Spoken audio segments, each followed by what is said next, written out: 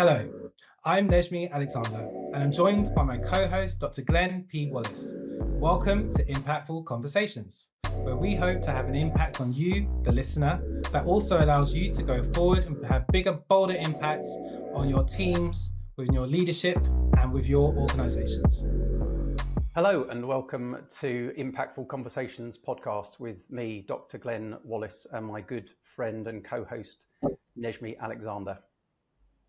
Today's impactful conversation is strategy on the ground, how to make strategy work for your team.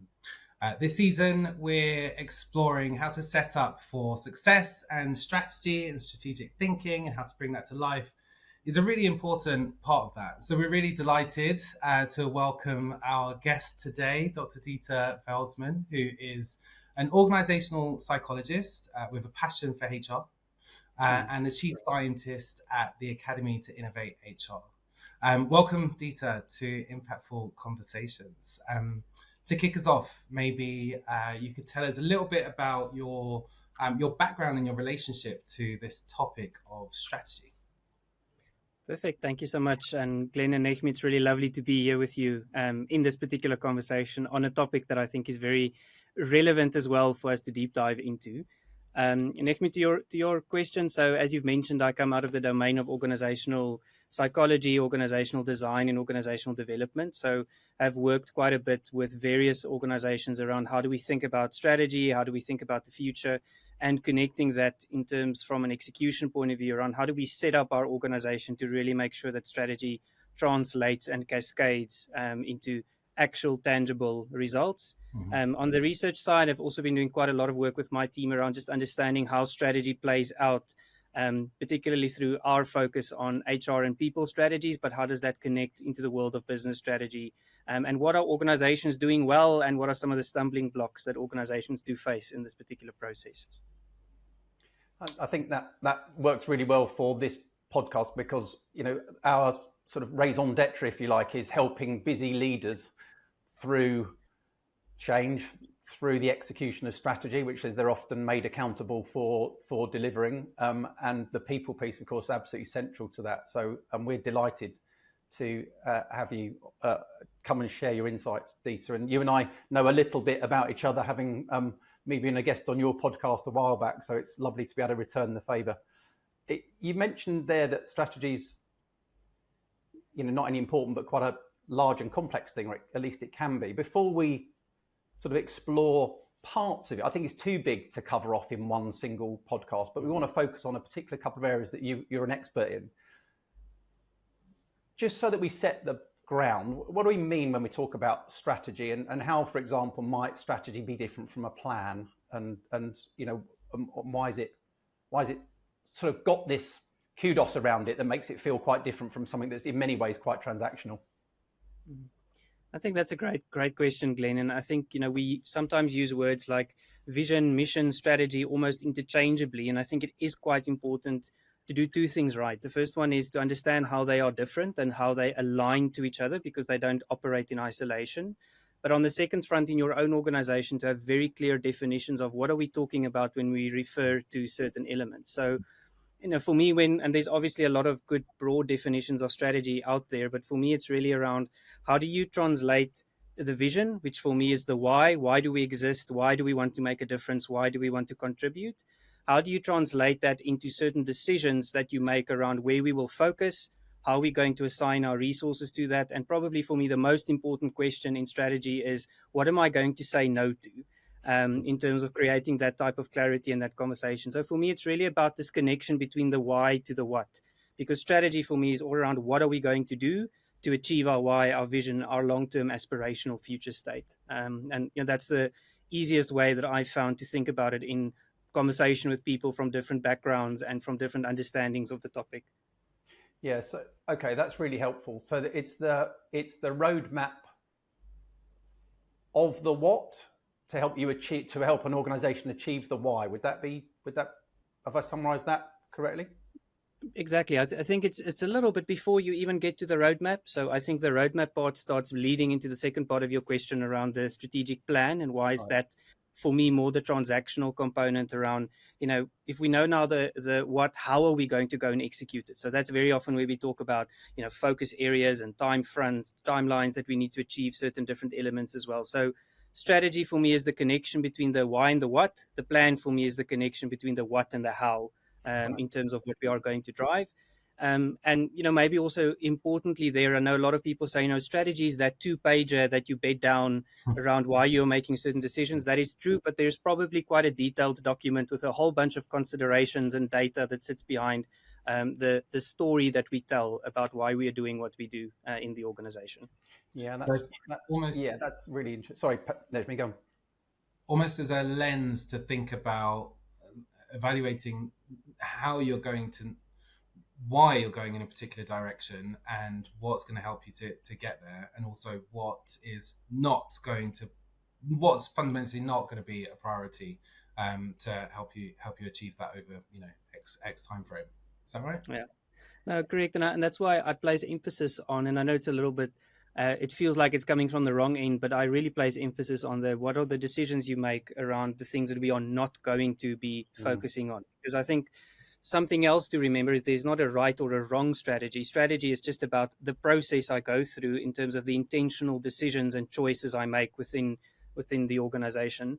And that's very often where people miss it, because a strategy needs to be focused, targeted, needs to be clear, and create, even if I go levels down in the organization, clarity around how we make decisions pertaining to, do I do A or do I do B, or what's more important, in terms of what my priority list should be looking like as well. So for me, it's a very tangible process that you take people through, but it is intentional about the choices we make, and it has to set clarity around the future direction of where we're headed as an organization.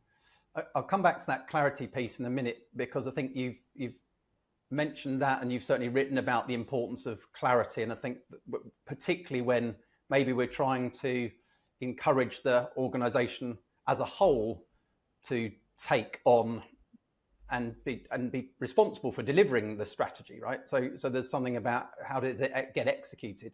But do you see the strategy as, let me ask you a more open question. I was going to ask you a very leading question, but let me ask you a more open one. Whose role is it to define the strategy as you see it? When it's done well, if you think about all the organizations who do this well, how is it typically formulated in the first instance? So I think it's actually a much more complex question that you're asking there, right? Because I think the simple answer that most people will give is, it's the executive team that has to set the strategy and drive strategically where we are headed. I definitely agree that there is a role for the board and for the executive team to play around making those decisions and giving the input into that. I do think, though, in organizations where I've seen it work really well, you actually have ownership of the strategy process assigned to somebody that thinks about that and makes sure that the wheels turn and that the things are shifting and moving and we're having the right conversations at the right time. And then you do have other executives that play different parts in terms of the strategic process, giving input, giving points of view, and then obviously very involved, the next layer there as well, in the strategy translation and then the execution into the organization.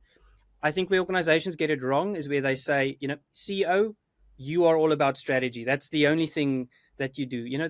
That's fine, but strategy is not a one individual job, right? It's a process over time that pulls the right levers and the right input in order to drive the right types of outcomes there. So for me, a little bit broader, Glenn, so I don't think there's just one answer there. What I can say, though, is there has to be clear ownership assigned to the strategic process. And if there is not, what often starts to happen is we blend when we talk strategy with day-to-day operational matters.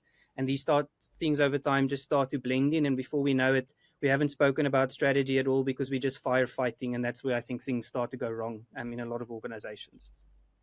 Do you think that's partly been the reason why we've seen a rise of the chief strategy officer as a role in organizations? It is to keep the organization honest about strategy and connected to it, rather than it being a once and done kind of idea?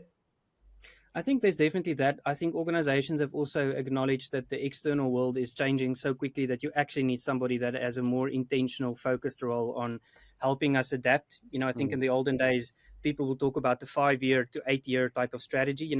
These days, a lot of organizations see their long-term strategy as a 2 to 3-year strategy that rolls over from a strategic planning period point of view. Yeah. So I think that's definitely played into the role that I want somebody that is a bit more specialized in making that work. And also, I think continuously evaluating whether we are still on the right track or not. And to be honest, I think, strategy has really also developed, I think, in terms of a domain and a discipline with different ways of approaching it and different approaches that organizations can take around strategy crafting. And for that, you do need ownership for somebody that takes, kind of ownership of that end-to-end process and supports the different and various leaders with regards to that. So I think there's a couple of things that played into that. Personally, great idea. I think if you can afford it, it's fantastic to have somebody that keeps their eye on the ball on the strategy side of things. Yeah. Dieter, you mentioned something really interesting a moment ago, and I've seen this so many times in my own experience.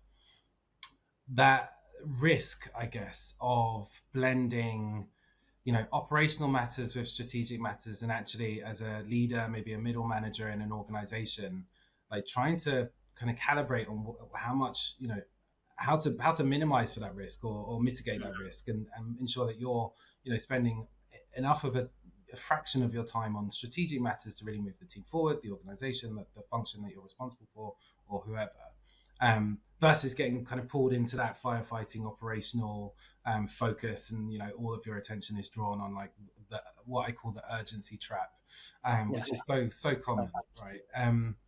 What I guess what advice would you have for any managers who do find themselves maybe caught or veering into the potential even for being caught in that trap and blending those matters? How do you minimize that or avoid that?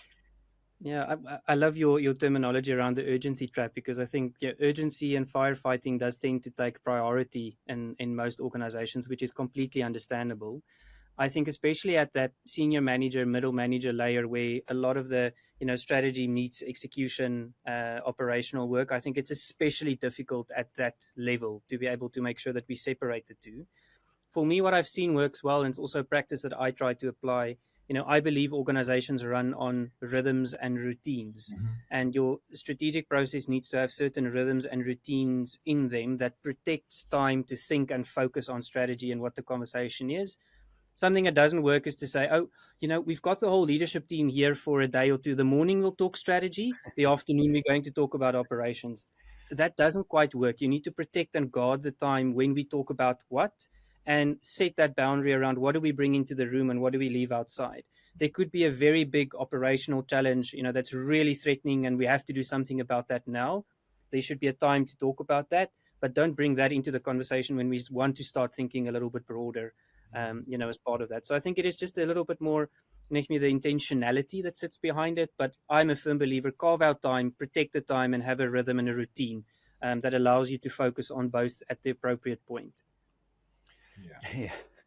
And I love the still prevalent sense that, you could go on a 2-day away day and build the strategy, in 2 days. And you sort of think, really? I think it's a way more complex process than that. But let's just fast forward a bit, because this is an area that you're so well regarded for in relation to strategy piece, which is that the stress that you place on the clarity piece. So let's assume an organization has, through whatever route, whether it's rather done it in an ivory tower or it's been more involved and it's got greater number of people contributing to the strategy, but we've now got the strategy set. Again, drawing on that experience that you've got, what can you share with us around good practice, best practice in relation to the clarity, how organizations provide the clarity for the rest of the organization, A, to get engagement, and B, to ensure that they're aligned and the strategy's got a good chance of being delivered? I think, Glenn, to that point, I think there's intentional time that an organization needs to focus on what is the story that we tell about our strategy, because I'm a firm believer people attach to, believe in, and remember stories. And a strategy is a story. It's a story that we tell about where we're headed, why we are headed there, and what we are going to do to be able to get there. And I think it's important, especially if you are, as part of a leadership team, tasked to go and communicate the strategy, to have common talking points to say, but these are the important things that we always say to all audiences.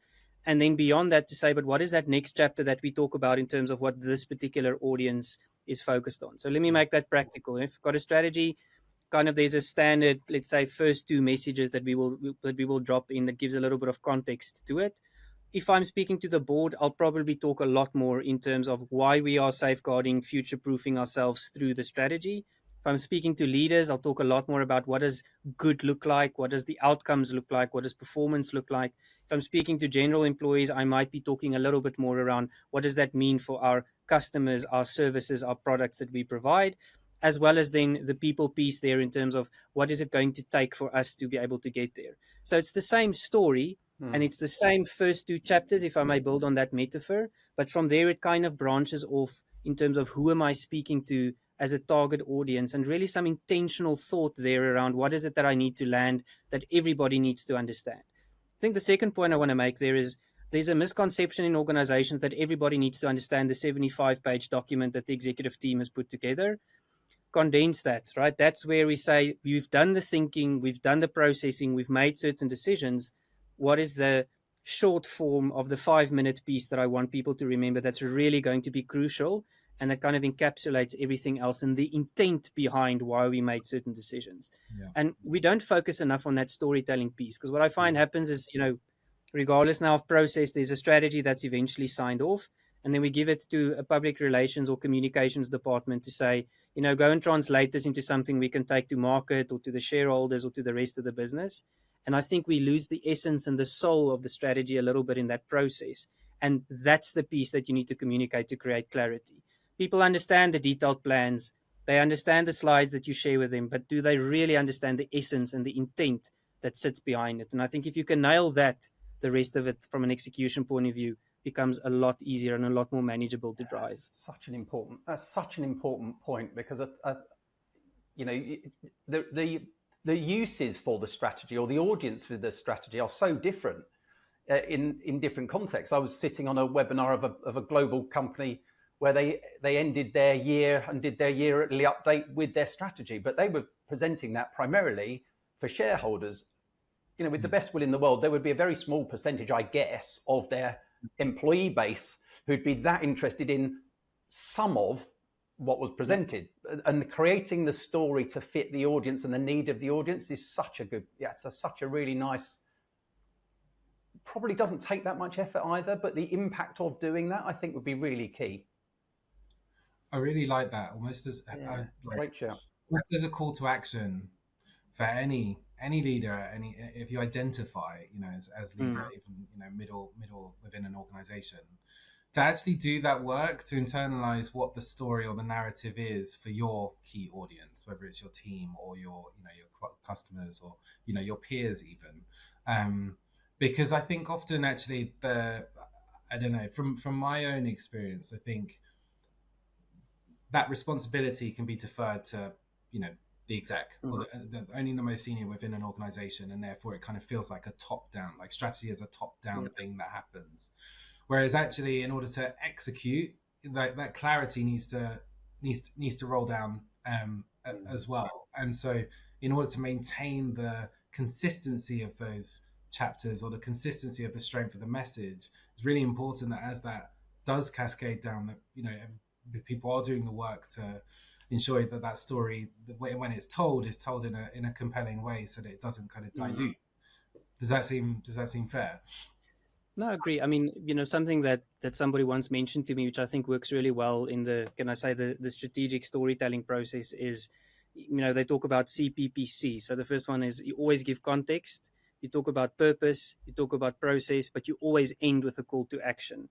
Because I think if you keep that in mind in the context of who's my target audience that I'm speaking to, it makes things a lot more relatable, which is what I want to get right through the strategy process. And your point, I do believe that strategy is circular, right? So it rolls up into the organization and then it rolls down and then it comes back up. And if you don't see strategy as that way, to be very honest, all you did is you gave instructions with the hope that something will happen. And that's not really, I think, what strategy is about. It's a lot more about, and I know I sound like a broken record player, but it is about that clarity that you create continuously, because clarity is created all of the time, every time we make a decision in a particular direction, or we had to choose against or for something. That's how you create clarity beyond just the first message landing, in the organization. Otherwise, it becomes, as I said, an instruction and a communications campaign, and not really something that everybody contributes towards and buys into for the long term.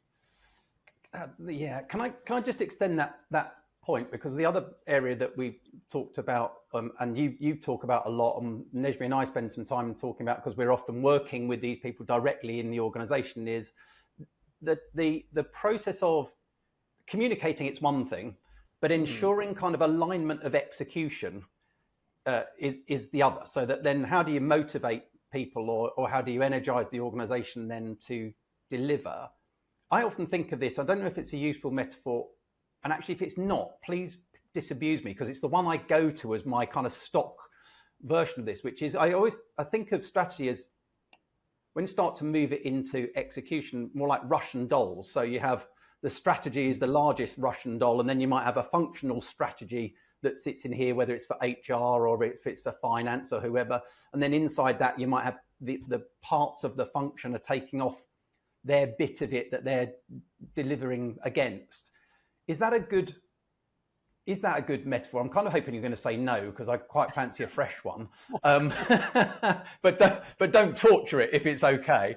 But there is an important piece here, isn't there? Which is, you can communicate it, but how do you then get people to start to act in an aligned way and create the impacts that the strategy's been designed to deliver? Yeah, no, I'm going to disappoint you, Glenn. I really like the metaphor of the Russian doll. I would build on it, though, to say, for me, the ultimate test of whether strategy has been, kind of cascaded through the organization is if you ask anybody around what is expected of them and why does it matter what you do. If they can answer those two questions, I think it means that there's been sufficient context that has been created through the different layers or through the different areas that they can actually just connect to the work, the day-to-day things that is important to them around how that actually influences, the larger context there. I think what works well in your metaphor is the part that everything needs to connect to each other and fit together, but you deconstruct it over time so that people also get to deal with information that is relevant to them in the context of what has come before. And I think, at some point there, and that's why my earlier point around target audience becomes really important, is for you to understand how many of the layers is important to communicate. And, what does that story look like, especially when you start getting to level 6, 7, 8 of large organizations, right? And I think people err on two sides there. They either don't communicate enough and they say, they don't need to know all of that information. Sure, you still need to make that connection. Or they err on the other side to say, but these people need to know everything that we've spoken about up to this particular point. So you have to find that midpoint where, people know enough that they can put things into context, but importantly, they can answer, what does that mean for me? And what does that mean for what we are doing now? And how is that either the same or different than what we've been doing in the past? Because I think that's the translation process that, I think a lot of organizations miss. People are great at strategy crafting. Yeah, that depends on who you speak to. I think they're okay with execution, but that translation bit in the middle to connect those two dots, many organizations really struggle with that. And I think that's where very often we find, especially in longer strategy cycles, when people look back, they're like, but why on earth has this division been doing that and that division been doing that? Nothing makes sense, and it might even be working against each other. And it's not that there's malicious intent behind it. It's just that, it's easy at the top because everybody's aligned, but the more you go down into the organization, these little differences start becoming wider and wider and wider and wider until it really becomes a problem, further down the road. Yeah. I think that the key takeaways for me, of which there are many, but the two that have really, or two or three that have really resonated that you've covered for us so far, are the importance of clarity at all levels. So that seems to be the central idea. It's the clarity in the strategy or of the strategy, and the clarity in the communication of it. And then some really lovely thinking around, how you tell the story differently to different audiences, whilst keeping it consistent, but you're trying to press the right buttons of the audience itself. And then the importance of how that rolls down the organization and trying to keep that alignment and keeping the kind of checks and balances that keep the different parts of the organization that might drift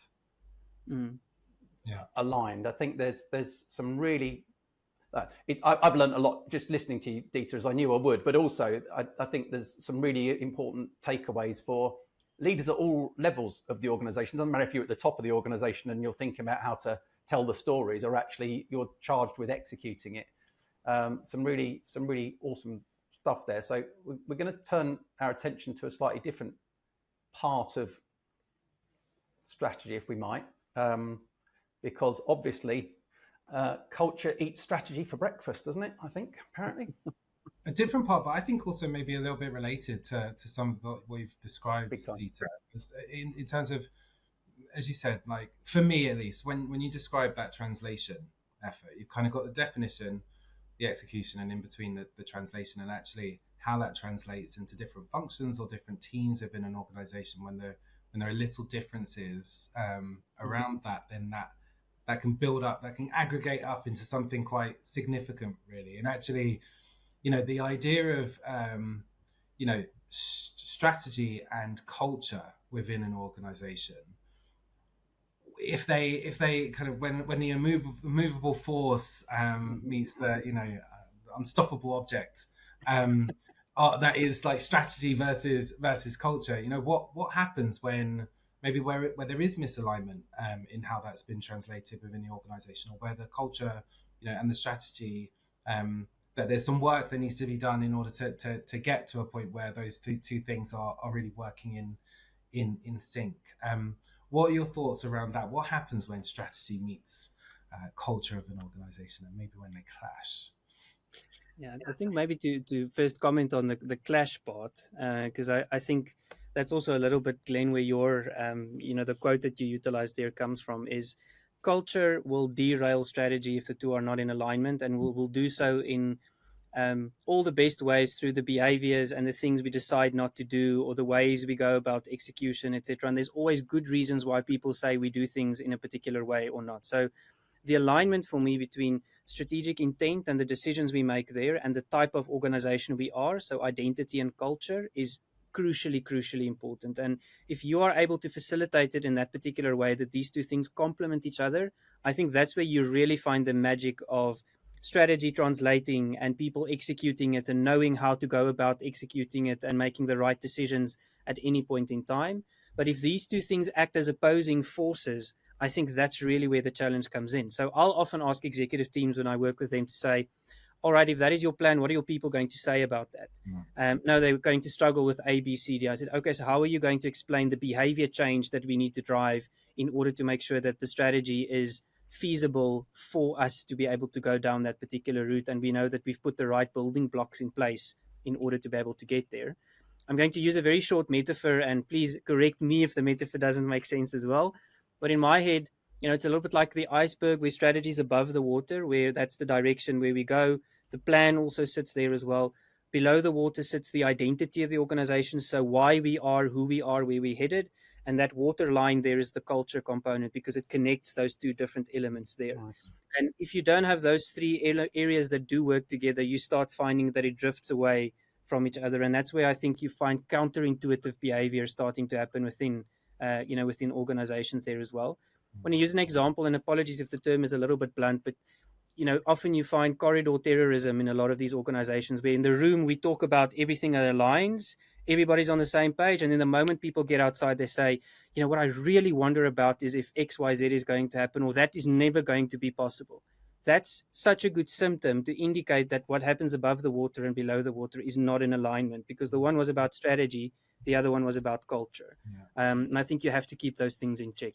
I like that. So what do you, when, as a leader or a manager, if you're seeing some of these symptoms, for example, what practically can you do to, ensure that alignment between the top, above the line and below the line? Yeah. I think the first thing is you need to understand your culture. I think a lot of people think they understand the organizational culture, but I'm not talking about what's the values and, where we're headed. I think you need to just understand how your organizations and the natural rhythms and behaviors and things that make you who you really are. Again, and I'm not talking about toxic cultures, but cultures are not right or wrong, but they have certain strengths and they have certain limitations. And I think if you, as a leader, understand your culture well, you have a much more realistic view around where the stumbling blocks are going to be for your strategy to land in the organization. And then to be brave enough and courageous enough to actually call those out and say, we've got a great strategy, which I'm really behind. What I am concerned about is that the following things might trip us up. So how do we think about approaching those in a more intentional way, as part of that? Because they're not going to go away. And I think it's better to kind of surface them, to build on our previous metaphor, so that they are out in the open and we know what to look out for. The second part is also, I think there's if you stay close to the pulse of the organization around what happens below, you will be able to kind of sense who the key people are that you do need to bring along this particular journey, and spend time on that change management effort as part of strategy. Because that's, we've spoken about comms, we've spoken about storytelling, but there's a big change management component that is also associated with strategy that you need to get right. Yeah. And I think that's one of the biggest responsibilities that leadership has to carry in the strategy execution process, is the change piece that they need to bring to the table. That feels so critical, right? I think often, especially when it comes to change, we can think in leadership about the tasks, what needs to be happening differently, or what do we need to do in order to help us get there? What's the process that we need to follow?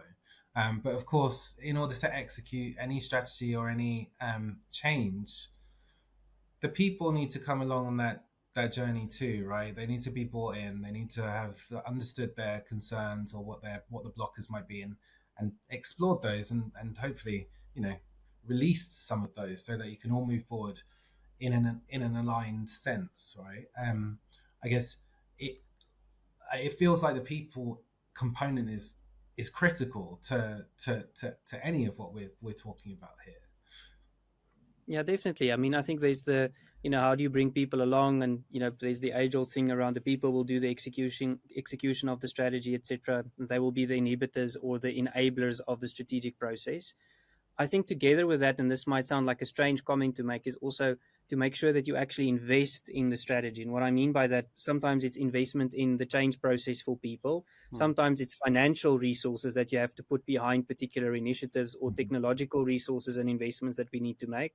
Because a mistake I see in a lot of organizations is, we do the strategy, we translate it into the plan, we know what we want to focus on, we speak to the people about the change piece, but we actually never make systemic changes in the organization that then signals to us that there's a new direction that we're heading in.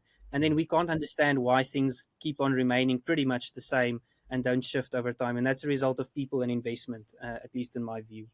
Yeah, I think that's another really useful insight, which is, and I want to lead on to an area of deep expertise of yours, which is the kind of the world of HR and its role, because as Nejmi's rightly reminded us, that all of what we talked about really is pivotal or pivots on the people inside the organization, and how they manifest the culture, how they experience the culture, what the employee experience is like, and their level of engagement and all of those things. And so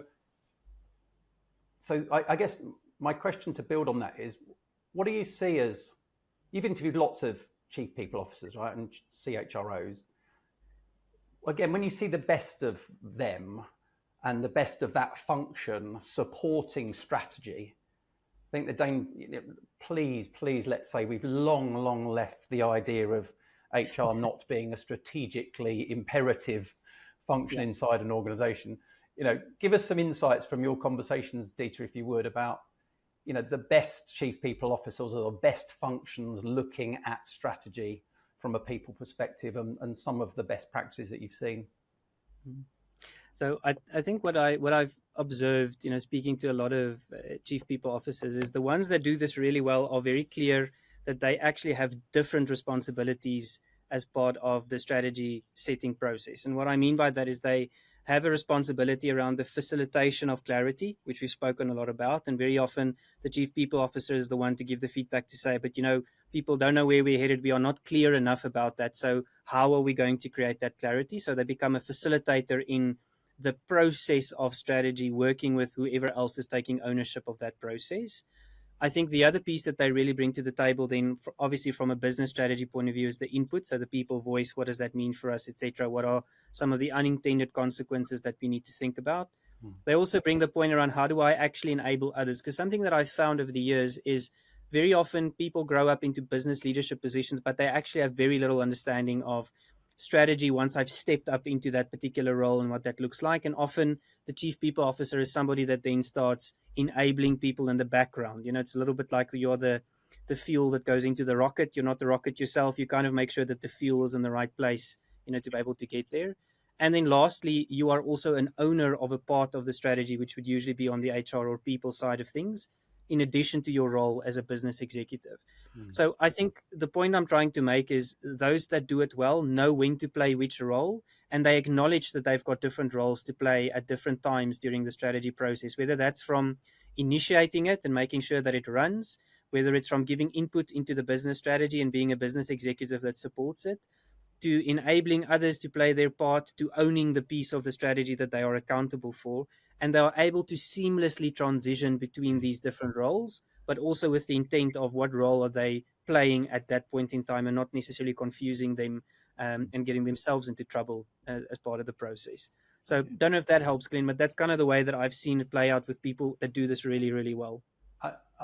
It really does. And there was a phrase that you used, which for me, the literal light bulb went off and went, yeah, that was really the purpose of this podcast episode, which was to help leaders who've grown up in an organization that may sort of hear strategy bandied around, but have kind of senior enough not to really want to ask the question. When we talk about it, what does it really mean, and what does it mean for me, and how should I be helping deliver, execute, engage with, etc. And actually, that is very much the purpose of this podcast. We just kind of lift the lid, off this sometimes misunderstood or not understood term, and help leaders do that. And I think you've kind of made a really important point there around the role of the chief people officer, not just in their role, but in the reinforcing of the culture and reinforcing of, the link between culture and strategy. Yeah, important points abound. I think you've Yes. with we several... we knew that would happen. We knew we'd get Dieter in. We've just got a long list of important points, key impacts for people to take away. So I just summarize some of the more salient points that I really took in terms of that's really actionable. I can go and do something with that tomorrow, today. Why wait? And the first one that came to me was like, what to say no to. I think actually that's really critical. I think it's very, very tempting when you have strategic process or aims to just go after what do we think is going to help us get there, and you can maybe spread yourself too thinly around how you navigate that. And actually, effective execution is about being really, really clear and precise about what you accept, what you drive towards, and what you don't, what you say no to. I really liked as well the idea of like rhythms. In my head, it's rhythms and rituals. You said rhythms and routines, I think it is, but setting up regular cadence around when are we going to have strategic conversation, when are we going to facilitate strategic thinking to keep us aligned and to keep us focused around the aims that we set out to achieve from a strategic standpoint. And then also the importance of storytelling, which it feels like that's just a really critical function of leadership, certainly, and around defining, communicating, and leading on execution of strategy, making sure that you are being intentional around the audiences that you communicate to, so that they're getting what they need to really get buy into and be really clear on. There was a couple of questions that you mentioned as well around what does that mean for, I think broadly around what does that mean for me, and if everybody can answer that, then that story is being cascaded throughout an organization effectively. So it's really good for any listener to really think about, well, actually, would my team give me the right answer around that if I was to ask them that tomorrow, and if not, what could I do to ensure that story does play out in a way in which I want it to, so that everybody kind of stays aligned. So many takeaways. I think what would you say, Dieter, if there was one message that you would want listeners to hear, or for organizations to take, and if you could make a wish for organizations in relation to strategy, is there something that you would want to have landed either in so far in the episode, or something that's not been said that we've not covered? I think definitely the points that Nejmi, that you've raised, I think are definitely the important ones. I would say to people that, take the time and be intentional about your strategy process, because it touches a little bit on, Glenn, what you mentioned around that. I think strategy means so many different things to so many different people, but as much as there's a content part of it, there's also a process part of it, and there's a culture part of it. And, if you take away one thing, is to make sure that those things align. A little bit the iceberg example that I utilized. And if you can make sure that those things just play well together, I think you'll get a lot more out of your strategic process, because it is crucially important that you get that right for various reasons, in the organization. Yeah, excellent. Thank you. Thank you so much for sharing all those rich insights throughout this conversation. I've taken a lot away from this conversation. Thank you, Dieter. For any of our listeners that are interested in finding out a little bit more about your work, where could people find you? LinkedIn is a good place. I'm quite active on LinkedIn as well. Feel free to send me an invitation or to drop me a message there, and very happy to engage and discuss more. Brilliant. Thank you very much again, Dieter. It's been a real pleasure reconnecting with you. And as Nejmi said, we've taken lots, and that will help inform our work. But what we're really hoping, of course, is that listeners will take as much of it away as we have, and more. The challenge with the Impactful Conversations podcast is we want it to create impact. And I'm sure you have, which is fantastic. Now the challenge is for the listeners to go and create impacts of their own, and take some of the insights and the learning from this session. And we challenge you to go away and apply some of what you've heard into the context. Good luck with that. And we'd love to hear from you about how that's landed. And then we can share some of that back to the podcast. In the meantime, really fabulous session, everybody. Thank you very much indeed. And we'll see you on the next one.